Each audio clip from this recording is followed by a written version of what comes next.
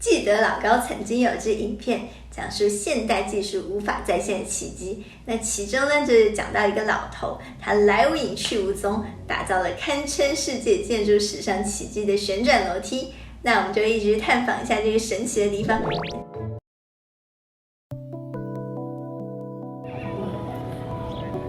那 Travel 很厉害吗？对，主要是里面那个还有一个楼梯，哦，建出来的。你说那个我知道，建完就走了。哦，原来是这里，好奇妙。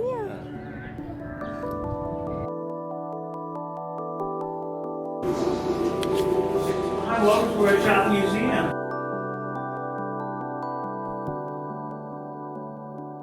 现在可以看到一个小的模型，进去可以看到这样。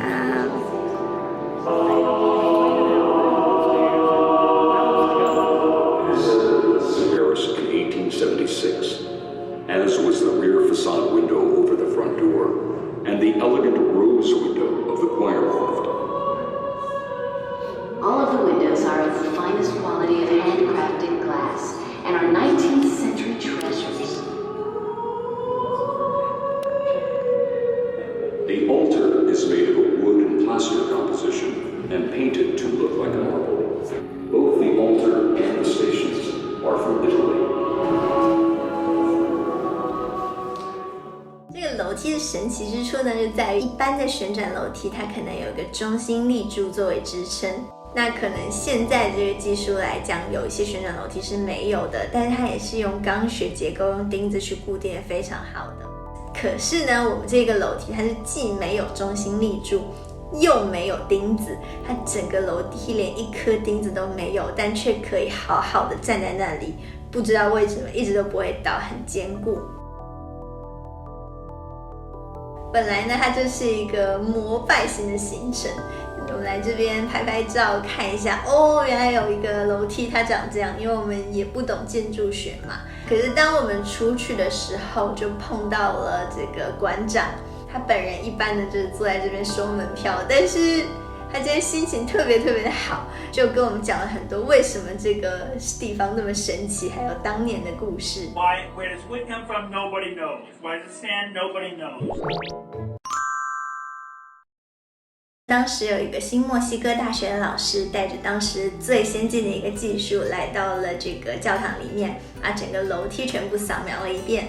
他的想法呢，就是想看一下这个楼梯是里面结构是什么样的呀，来判断一下它的最大承重。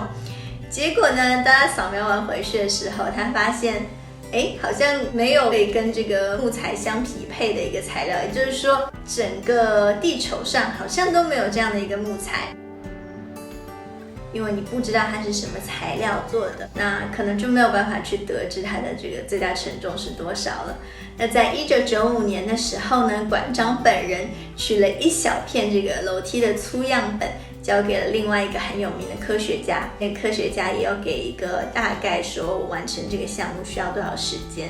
结果呢，其实花了比预计更多15个月的时间，因为当时的科学家发现，这个木材好像很接近阿拉斯加当地的一种树，但是这种树呢长得非常的缓慢，而且只有在阿拉斯加那种极寒的地方才可以去生长，所以当时他又 travel 到阿拉斯加做各种研究，就花了很久的时间。他拿到2个木材的样本之后呢，就开始进行比较，是非常的相似，但是还是有一些小小的不一样，所以地球上可能真的没有跟楼梯相似的木材。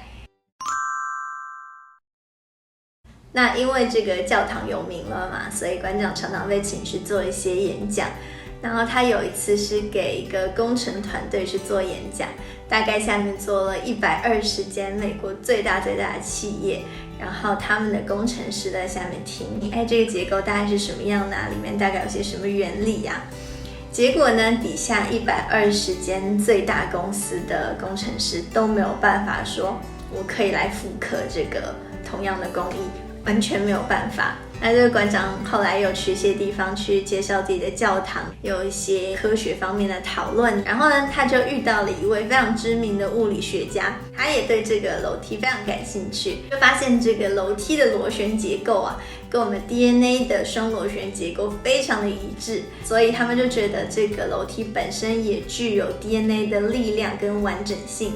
根据他的计算呢，每一个台阶可以承受一个220磅的人，那总共呢有33个台阶，也就是说大概可以承受到3吨的重量。他们因为出于楼梯的保护，所以没有真的去做过实验，但是在当年呢，大概有一个班级的同学站在台阶上，那这个班级的同学总重量预估大概是2吨左右，所以差不多是这样的一个概念。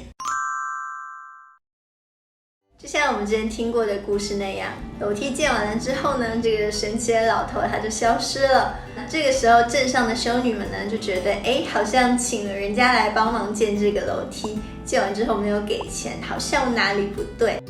那他们就来到这个小镇上唯一一间木材厂，去问这个木材厂这边说，这个老头是谁啊？跟你们订货的这个人。那木材厂这边呢就说，没有人跟我们拿过订单啊，这个老头没有跟我们订过任何东西。